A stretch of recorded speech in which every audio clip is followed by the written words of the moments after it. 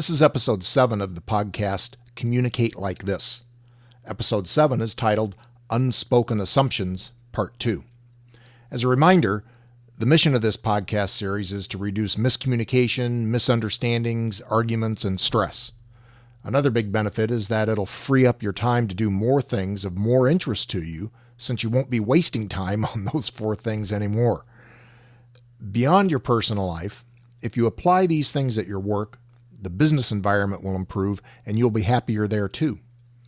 If applied more widely in a deliberate program, business profitability also increases. Now, if you haven't heard any of these podcasts before, I encourage you to stop listening after this intro and instead go directly to episode 1, titled Listen to This First. After listening to that, I'd encourage you to listen to the episodes in numerical order. Later episodes will make a lot more sense this way since they'll often refer to lessons learned in earlier episodes. Here's a major test of your ability to incorporate the awareness lessons in episode 6. Whenever you're in an argument, there's a high probability, and I'd put it on the order of, 85%, that the root cause of the argument was an unstated or unspoken assumption that simply wasn't valid. From episode 6, you learned to take a neutral, third-party, objective view of whatever conversation you're in at the same time as you're in the conversation. Again, a tough thing to master, but one that can be done if you put your mind to it. Basically, it's just having an awareness of your situation. So when you're in an argument, and with that awareness tool, red flags by the dozen should go up in your head. Flares should go off. A big stop sign should appear right in front of your eyes.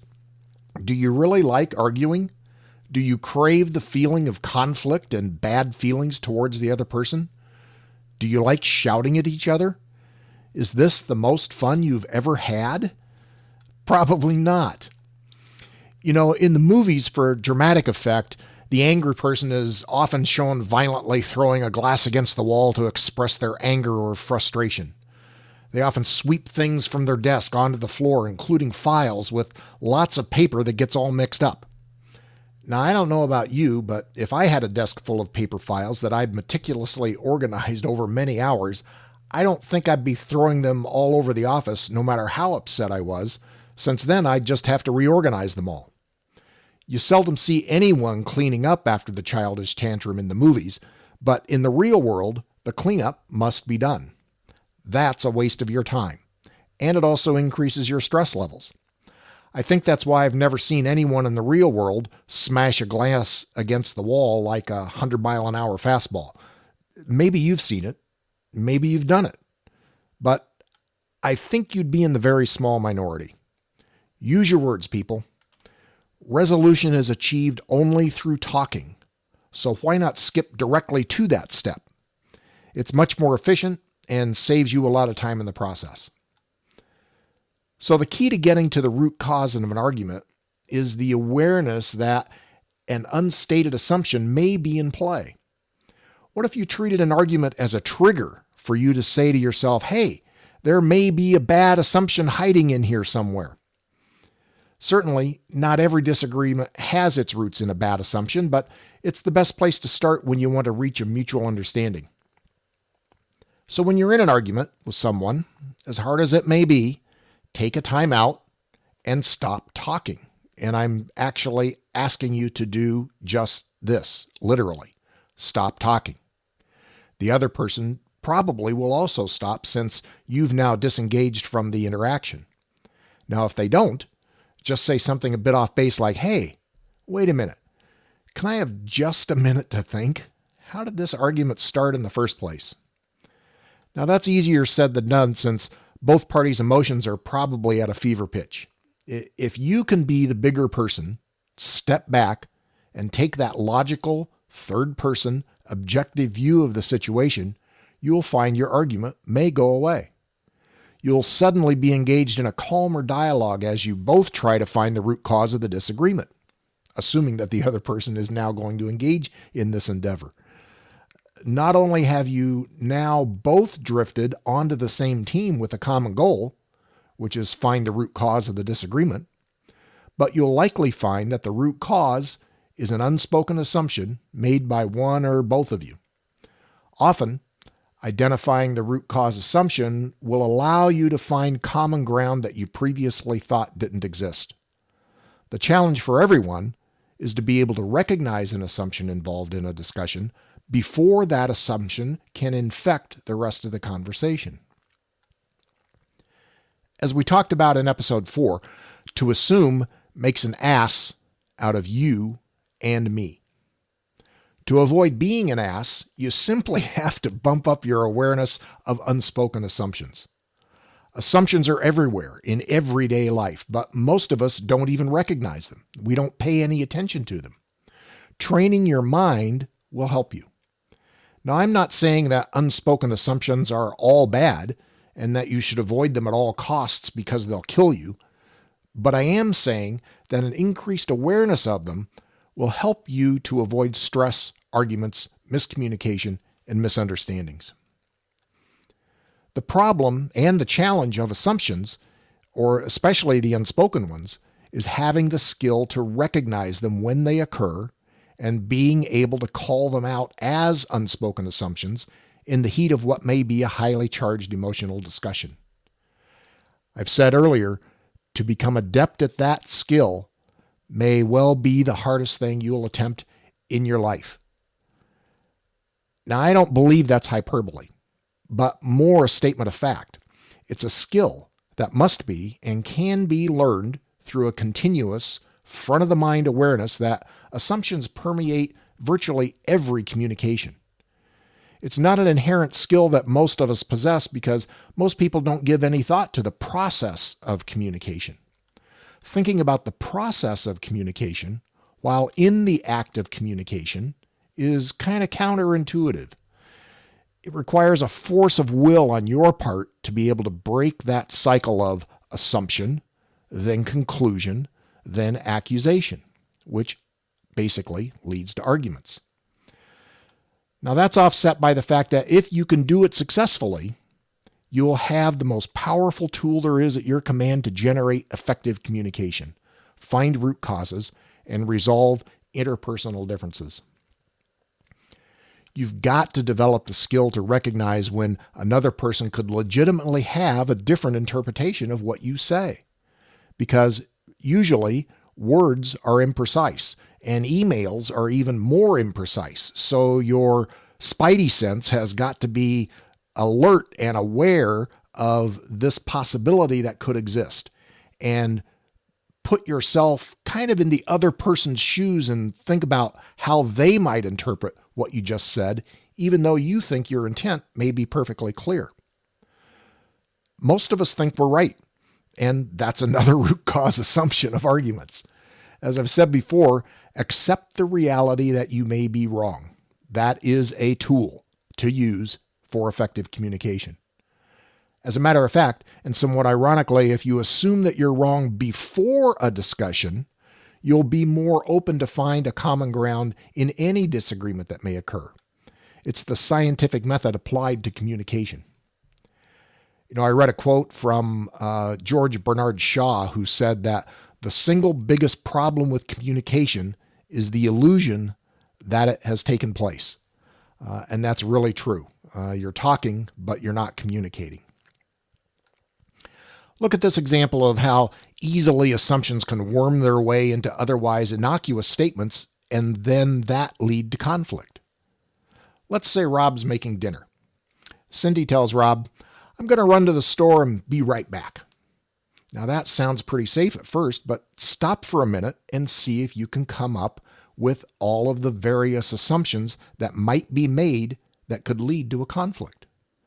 Now let me warn you that you won't be able to come up with all of them, but here are a few and where they might lead. But before I do that, let me take a pause here and just ask you to think about some assumptions in those statements. Cindy tells Rob, "I'm going to run to the store and be right back," while Rob's in the process of making dinner.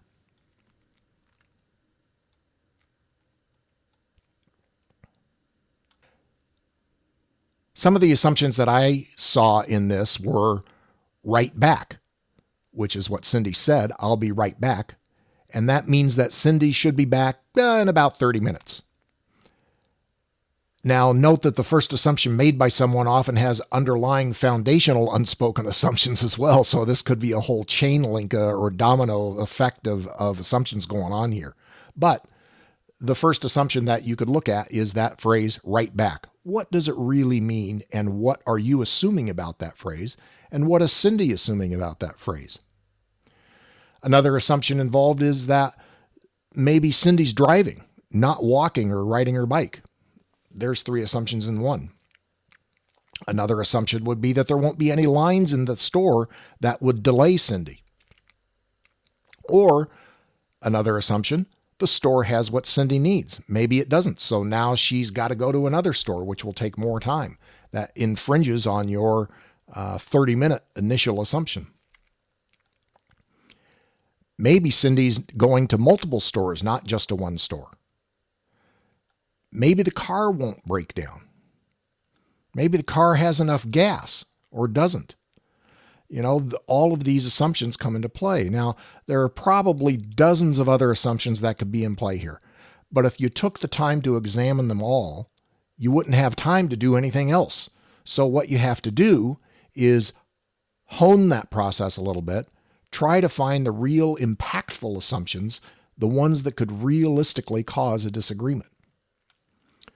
So continuing on with this, now let's say Cindy comes home 2 hours later. Rob expected 30 minutes, or assumed, I guess would be a better way to put that, 30 minutes. So now dinner's ruined and an argument ensues. A valuable skill set that many people don't have because they don't consistently exercise the skill is to prioritize some key assumptions and state them to the other person. It takes mental discipline to get and maintain this awareness in the midst of a conversation, especially a routine one, but it only takes a little practice to become more adept.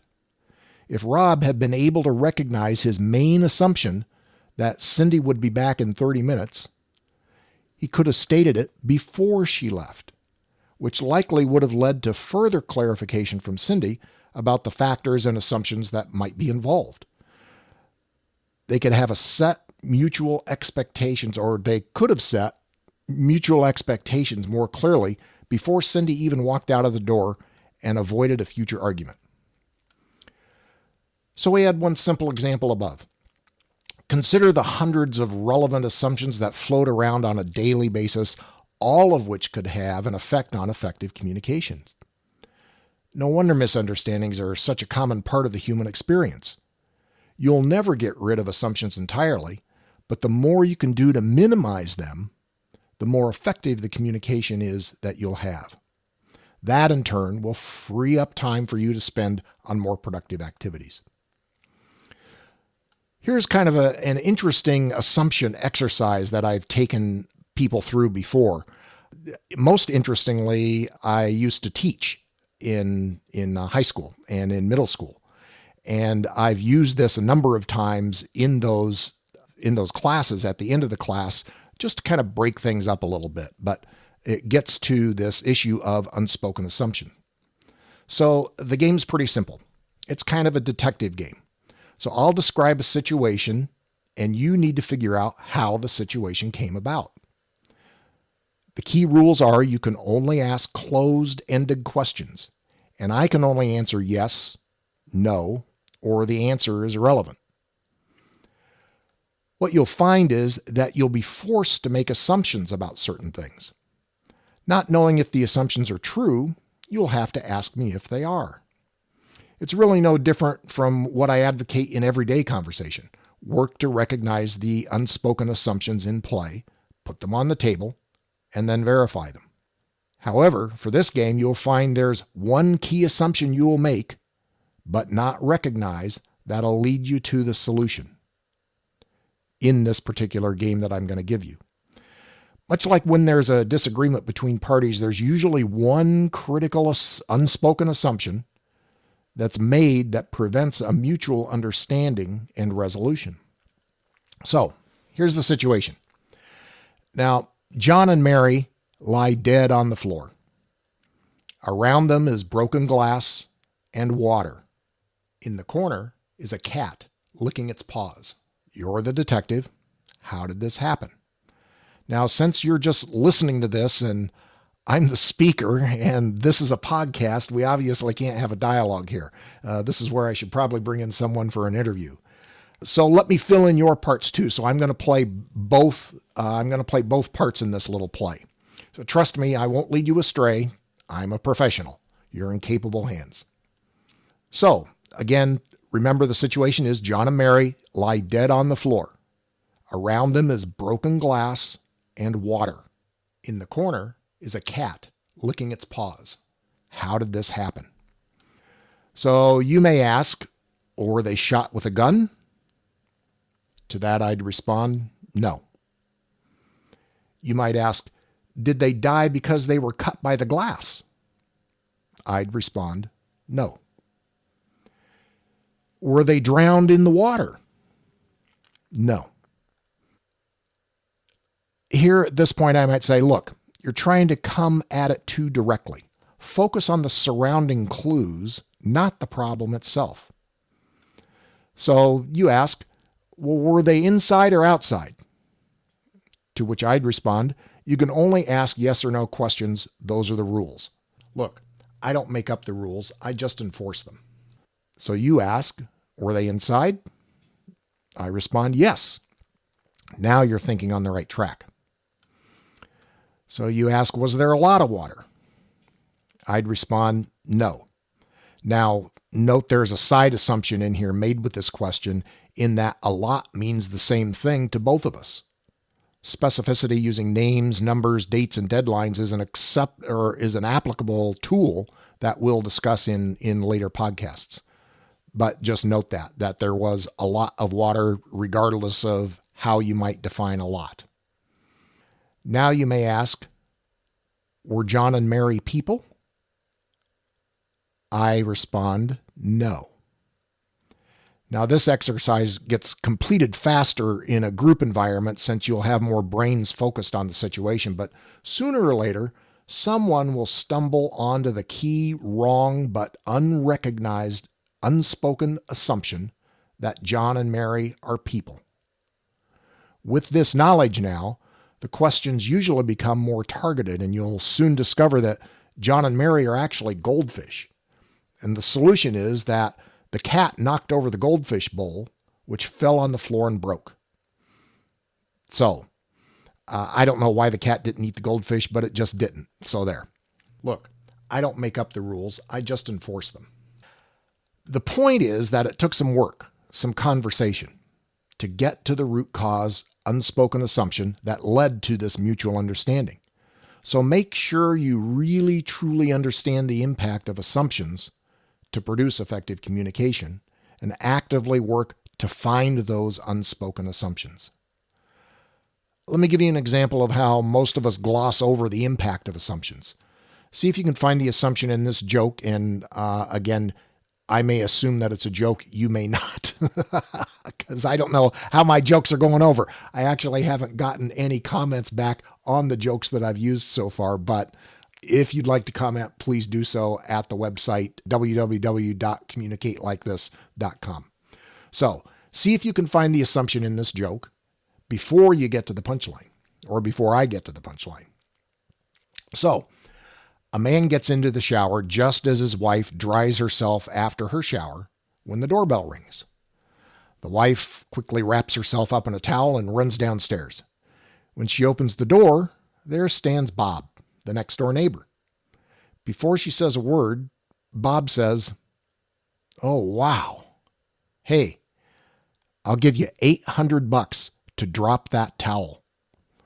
Now, after a long moment in thought, the woman looks around and then drops her towel and stands naked in front of Bob. After several somewhat awkward seconds, Bob hands her $800 and leaves. The woman wraps back up in the towel and heads back upstairs. When she gets to the bathroom, her husband asks, "Who rang the doorbell?" "Oh, it was only Bob, our next door neighbor," she said. "Great," the husband says. "Did he say anything about the $800 he owes me?" So, the moral of the story here is, If you can recognize when assumptions are made, you won't get caught with your pants down. An alternate moral of the story is if you're fully informed, you may be in a position to prevent unnecessary exposure. Hopefully that was a bit amusing for you and a little lesson driving. This assumption thing is tough, but if you're aware of the issue, then you can tune your brain to incorporate unspoken assumptions into your daily conversations. The more you think about assumptions and them being out there, the more you will see and the better you'll become at spotting those that are relevant. Here's a training exercise that I tell people about. For one day, go through the day and see how many assumptions you can find and just keep track of the number of them. It doesn't make any difference how important the assumptions are. They can be ridiculous, but identify them as assumptions or unspoken assumptions and count them. For instance, my assumption as I'm recording this is that you're actually listening. There's one assumption. I'm also assuming that the sun will set tonight. Now I'm up to 2 assumptions. Yes, ridiculous, but an assumption nonetheless. Go through a whole day doing this, tuning your brain into this issue of unspoken assumptions, and you'll be amazed at what your brain conjures up. By the end of the day, you'll have a number, if you can actually do this throughout the whole day, that'll probably be in the hundreds, if not more.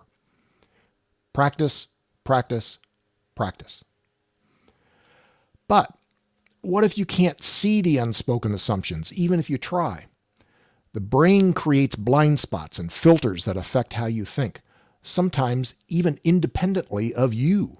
It's almost like having a separate entity inside your body that's doing these things on its own that you have no control over.